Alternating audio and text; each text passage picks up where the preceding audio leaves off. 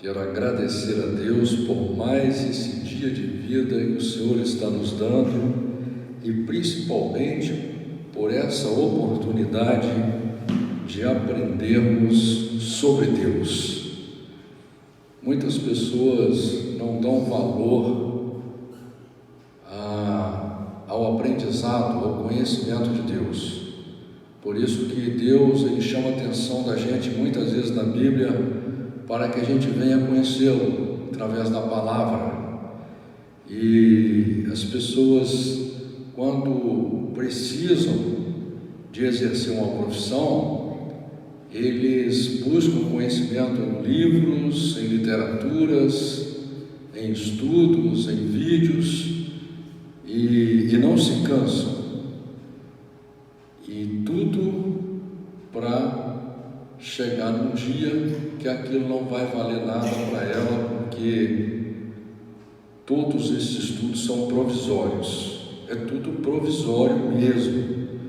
A única coisa que é eterna, que é permanente, é a palavra de Deus, é o projeto de Deus, é o ser espiritual que nós somos. Por isso temos que investir na construção do nosso ser espiritual. Quando nós vamos caminhando pela vida, nós vamos observando a atitude das pessoas, nós vamos vendo a maneira com que muitas pessoas agem na vida e nós condenamos aquilo que elas fazem de errado, nós condenamos os malfeitos das pessoas, as iniquidades, as guerras, as iras, as raivas, os egoísmos, as pessoas que roubam, que cometem qualquer tipo de infração que possa tirar a liberdade de viver, de ter ou de fazer do outro. Nós condenamos veementemente, até o próprio bandido condena, mas o que nós não queremos entender, que fomos feitos, por isso que tem essa lei no nosso coração, para vivermos em um mundo justo. Nós desejamos a felicidade, nós desejamos um mundo onde a justiça prevaleça. No mundo inteiro as pessoas desejam ser felizes e não há felicidade no meio da traição, no meio do engano, no meio da mentira, no meio do roubo, no meio de sentimentos artificiais. Não adianta você achar que você recorrendo a drogas, a remédios, a algo, você vai encontrar felicidade. Você vai encontrar felicidade quando você compreender que você é um projeto de Deus e que você tem que buscar todos os dias adaptar a esse projeto. Deus fez a igreja para isso, para fazer com que você se torne capaz, se torne equipado cientificamente, tecnicamente, para pertencer ao reino de Deus. Por isso que a Bíblia diz que no céu não entrará corrupção, e nós condenamos a corrupção. Nós condenamos a corrupção na nossa casa, no nosso trabalho, no nosso dia a dia, mas ao mesmo tempo nós aceitamos carregar a corrupção com a gente. Por isso temos que ser humildes para buscar o conhecimento de Deus pela Bíblia Sagrada e começar a aceitar essa palavra para nós.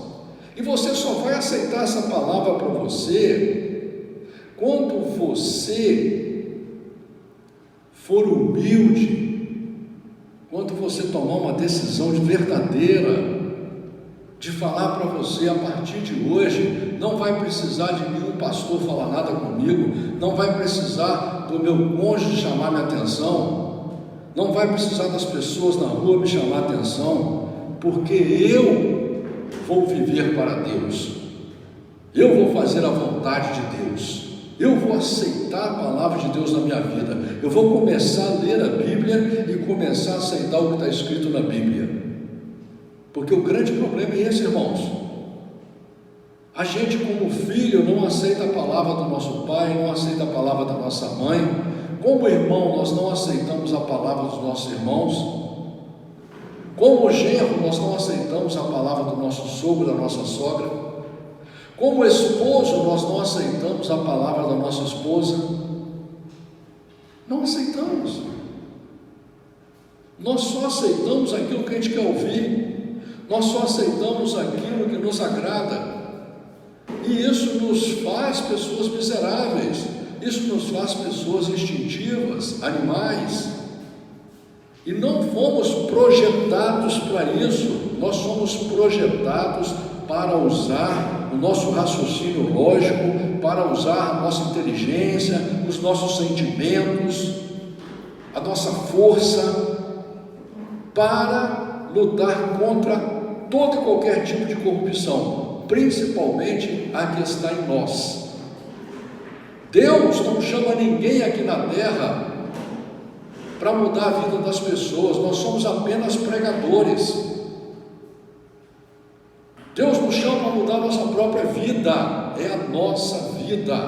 Temos que tomar uma decisão radical de parar de apontar o dedo para as pessoas, parar de acusar e começar a olhar para nós mesmos, olhar seriamente. Afinal, para que você está aqui na terra? É só para comer, beber e dormir, esperar a morte chegar? É só isso? É só para ter um pouquinho de prazer de vez em quando?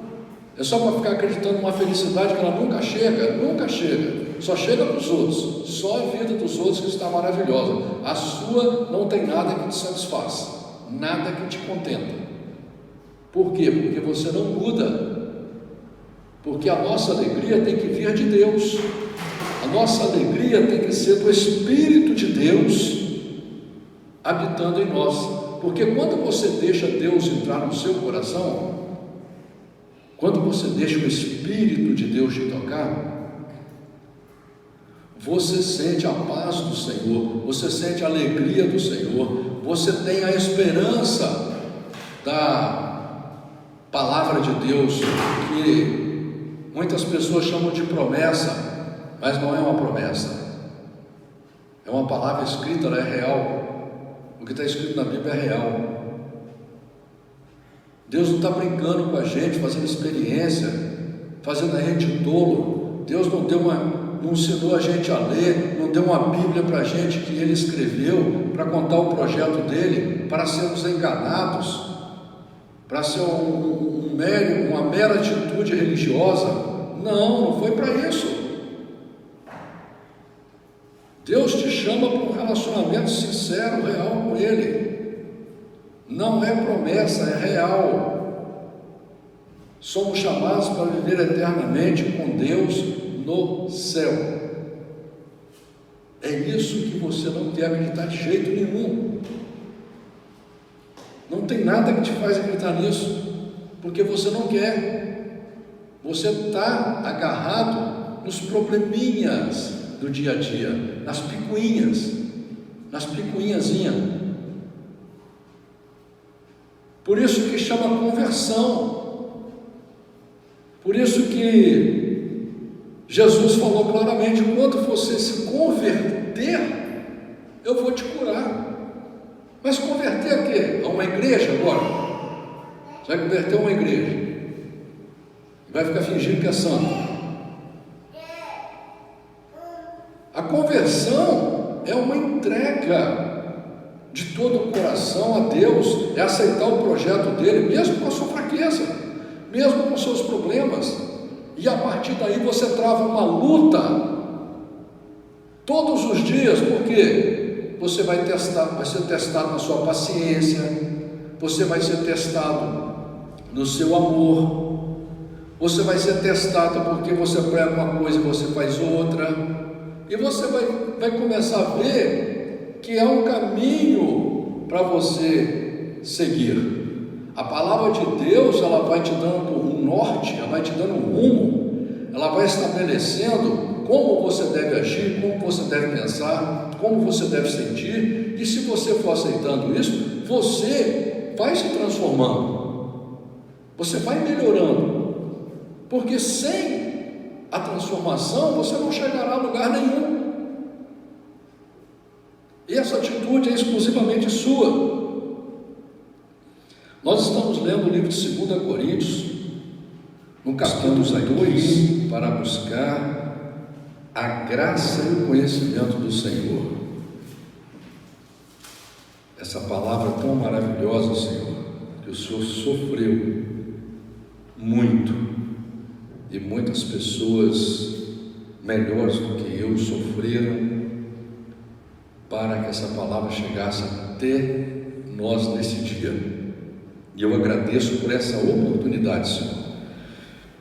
Livro de 2 Coríntios, capítulo 2, diz a palavra do Senhor assim: mas deliberei isto comigo mesmo, não ir mais ter convosco em tristeza, porque se eu vos entristeço, quem é que me alegrará, senão aquele que por mim foi contristado? E escrevi-vos isto mesmo, para que, quando lá for, não tenha tristeza da parte dos que deveriam alegrar-me, confiando em vós todos, que a minha alegria é a de todos vós, porque em muita tribulação e angústia do coração vos escrevi, com muitas lágrimas, não para que vos entristeceis, mas para que conheceis o amor que abundantemente vos tenho. Porque se alguém me contristou, não me contristou a mim, senão em parte, para vos não sobrecarregar a vós todos. Basta-lhe ao tal esta repreensão feita por muitos, de maneira que, pelo contrário, deveis antes perdoar-lhe e consolá-lo, para que o tal não seja, de modo algum, devorado de demasiada tristeza. Por isso vos rogo que confirmeis para com ele o vosso amor. E para isso vos escrevi também, para por esta prova saber se sois obedientes em tudo. E a quem perdoardes alguma coisa, também eu, porque o que eu também perdoei, se é que tenho perdoado, por amor de vós o fiz na presença de Cristo, para que não sejamos vencidos por Satanás, porque não ignoramos os seus ardis. Ora, quando cheguei a Troade para pregar o Evangelho de Cristo, e abrindo-se-me uma porta no Senhor, não tive descanso no meu espírito, porque não achei ali meu irmão Tito, mas despedindo-me deles, parti para a Macedônia. E graças a Deus, que sempre nos faz triunfar em Cristo, e por meio de nós manifesta em todo lugar a fragrância do seu conhecimento, porque para Deus somos o bom perfume de Cristo, nos que se salvam e nos que se perdem. Para estes, certamente cheiro de morte para a morte, mas para aqueles cheiro de vida para a vida. E para estas coisas, quem é idôneo? Porque nós não somos, como muitos, falsificadores da palavra de Deus. Antes, falamos de Cristo com sinceridade, como de Deus, na presença de Deus. Essa é uma carta muito linda que o apóstolo Paulo escreve para a igreja, falando sobre as tribulações dele, as dificuldades dele fazer o evangelho. Muitas vezes foi preso, muitas vezes apanhou, muitas vezes foi humilhado, mas mesmo assim ele sentia compaixão dos irmãos, sentia amor pelos irmãos, sempre achava que você deveria ponderar no julgamento das pessoas. Tem muita gente que começa na igreja, daqui a pouco começa a receber dons de Deus, começa a se tornar espiritual, ao invés de se tornar misericordioso, se torna um delegado, um juiz, começa a condenar as pessoas, começa a desprezar, a achar que ela é mais santa do que o outro, nunca deixa a porta da igreja aberta para a pessoa. E aqui o apóstolo Paulo fala, né, que a gente tem que ter amor por essa pessoa, porque nós também não somos santos. Nós também não somos santos. E ele dizendo, para essas coisas, quem é idôneo? Quem é perfeito? Nós somos lutadores. Aquele que ama a Deus, ele é um lutador. Ele constrói um caminho em meio à dificuldade, em meio à guerra. E agora aqui no versículo 17, o apóstolo Paulo, ele diz claramente que apesar de todas essas dificuldades, ele falou de Cristo com sinceridade. Ele não se deixou contaminar pela religião, pelos fariseus, pelas doutrinas de homens, pela palavra de homem, ou por palavras bonitas, que hoje não mais se busca em igreja, é palavra bonita, palavra de efeito. E a preocupação dele não era essa, era falar de Jesus com sinceridade, como se estivesse na presença de Deus, falando de Deus na presença de Deus. É assim que nós temos que aprender a observar, porque Deus vê a nossa vida 24 horas, e a gente tem que deixar de ser hipócrita, achar, não, agora Deus não está vendo o que eu estou fazendo, eu faço do jeito que eu quero. Aí quando eu chego na igreja eu sou santo, quando eu chego no altar eu sou santo, quando eu estou na presença das pessoas, se tiver algum crente falando de Deus, aí eu sou santo. Não podemos ser assim, nós temos que ser lutadores. Capítulo 3. Porventura começamos outra vez a louvar-nos a nós mesmos? Ou necessitamos, como alguns, de cartas de recomendação para vós, ou de recomendação de vós? Vós sois a nossa carta, escrita em nossos corações, conhecida e lida por todos os homens, porque já é manifesto que vós sois a carta de Cristo, ministrada por nós e escrita, não com tinta, mas com o Espírito do Deus vivo, não em tábuas de pedra, mas nas tábuas de carne do coração. Por que o apóstolo Paulo está falando sobre isso? Ele está falando que muitas pessoas começam na caminhada e começam a dar glória a si mesmo, a buscar sua própria glória. Cada um quer ser melhor do que o outro, cada um quer ser mais santo que o outro, cada um quer ser mais sabido que o outro. Não deixam você chegar até o altar, não deixam você progredir na presença de Deus, não incentivam você a ler a Bíblia, a não ser quando é para te doutrinar de acordo com os livrinhos e as revistinhas que eles fazem para acrescentar na palavra de Deus, para tirar da palavra de Deus. E aí o que acontece? Você, quando vai a um lugar, você precisa de carta de recomendação. Tem igreja aí que você não fala uma palavra sem uma carta de recomendação. Eu nunca levei carta de recomendação para lugar nenhum que eu fui. Sabe por quê? Porque é por causa disso daqui. Porque o Espírito de Deus é que testifica de mim. Muitos lugares que era impossível eu subir no altar, mas eu fui ali, eu estava orando, clamando a Deus, para que Deus me desse uma oportunidade. Uma coisa que era impossível, às vezes eu ficava em uma vigília, por exemplo, entrava lá 11h30, meia-noite, era 3 horas da manhã, ninguém tinha me dado oportunidade, mas eu estava ali orando, falando: Senhor, o Senhor me deu uma oportunidade, eu quero falar um versículo, eu quero pregar uma palavra. E quantas vezes em igrejas doutrinárias, quem me deu a oportunidade foi Deus. Às vezes Deus incomodava aquele dirigente do culto até 3 já tive a oportunidade 4 horas da manhã, ficar até 4 horas da manhã ali, mas a pessoa fala, Deus está me incomodando aqui, que tem que dar uma oportunidade para uma pessoa que era eu e me dava oportunidade. Isso aqui é real. Eu estou dando testemunho porque eu já vivi muitas vezes isso daqui, em muitos lugares que eu fui, não é? E aqui também, o apóstolo Paulo, ele está falando o que está escrito lá no livro de Jeremias, capítulo 31, versículo 33, que diz a palavra do Senhor assim: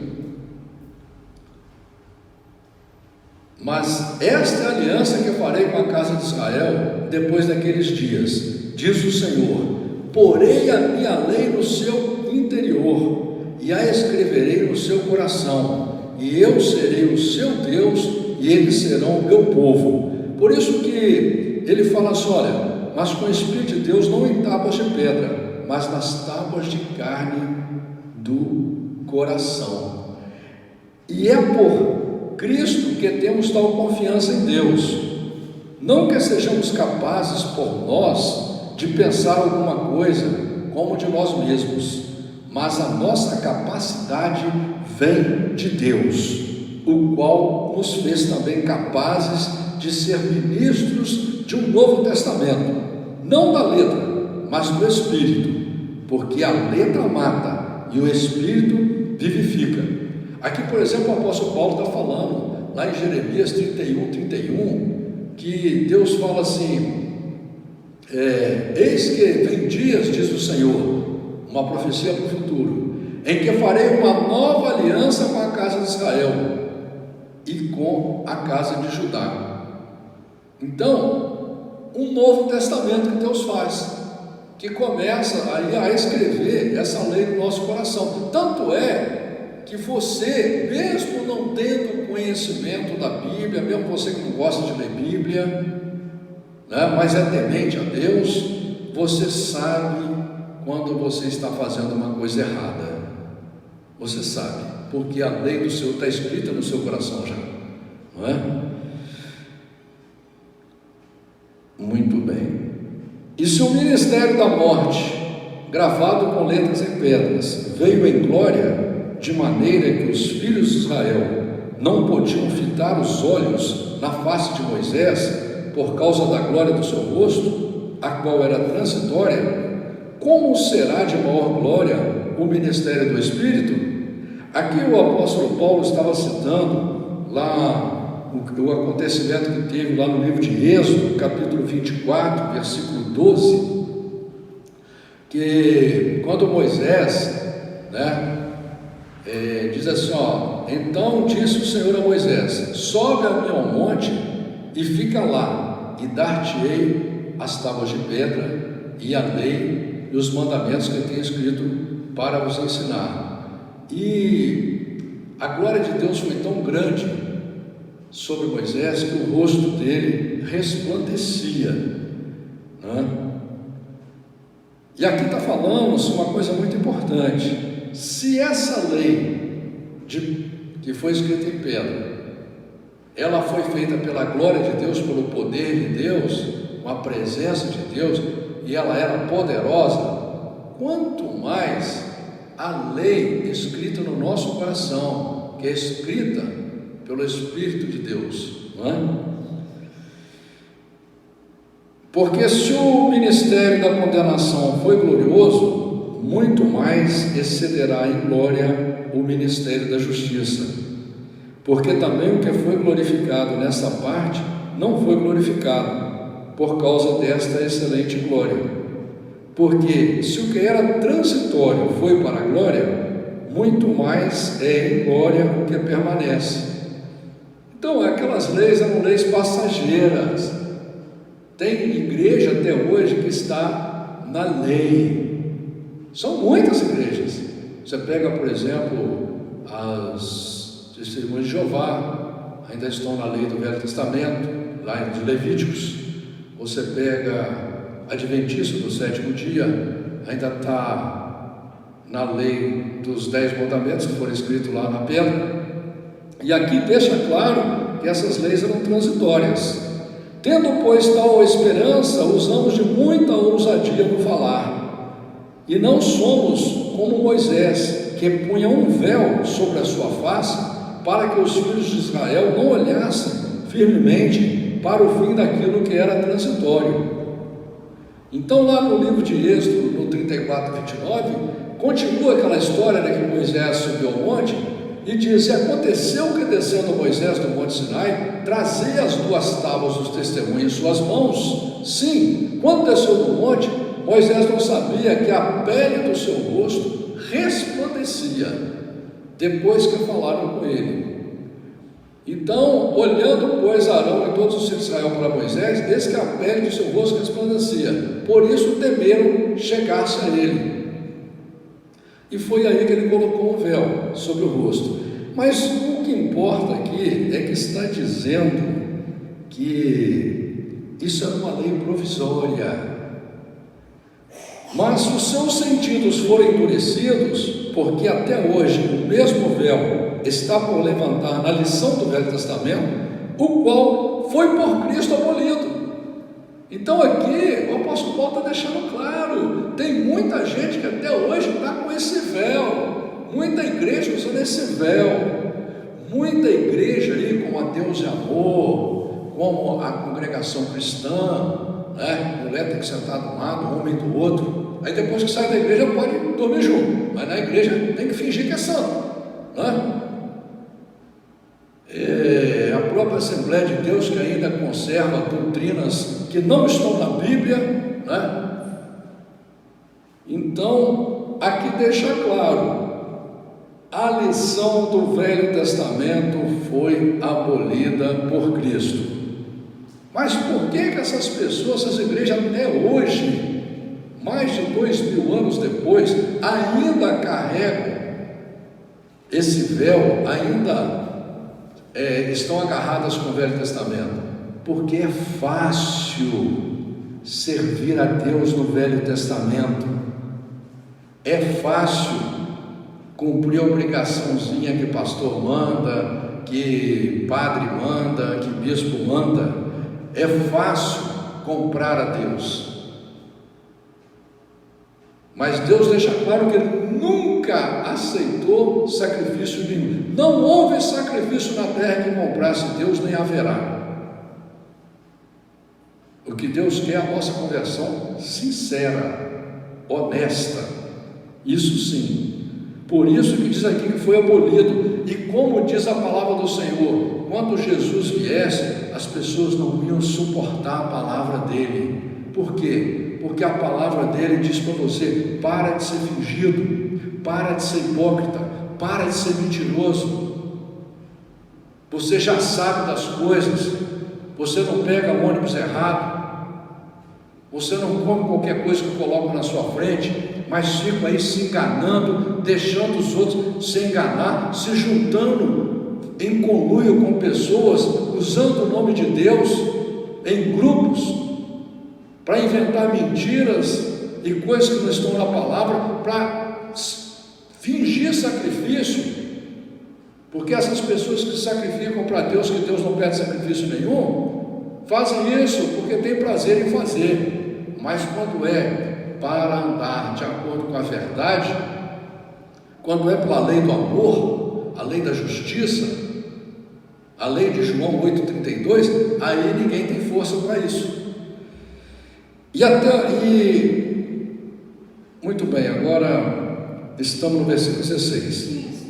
Não, versículo 15. E até hoje, quando é lido Moisés, o véu está posto sobre o coração deles. Mas quando se converterem ao Senhor, então o véu se tirará. Ora, o Senhor é o Espírito. E onde há o Espírito do Senhor, aí há liberdade. Mas todos nós, com o rosto descoberto, refletindo como um espelho a glória do Senhor, somos transformados de glória em glória na mesma imagem, como pelo Espírito do Senhor. Então, irmãos, esquece esse negócio de obrigação religiosa. Você tem que tomar uma atitude voluntária. Você tem que decidir por você mesmo. Você tem que falar por você: a partir de hoje eu vou começar a minha conversão. Eu vou fazer a vontade de Deus por amor, porque Deus não vai impor você em nada. Deus não vai te obrigar a nada.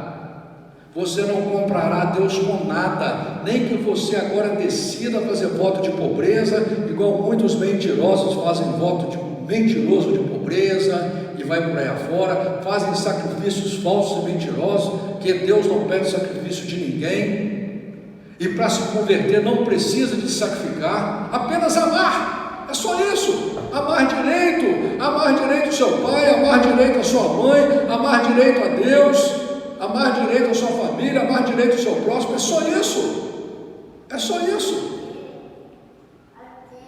E essa é uma atitude que só você pode tomar, amém?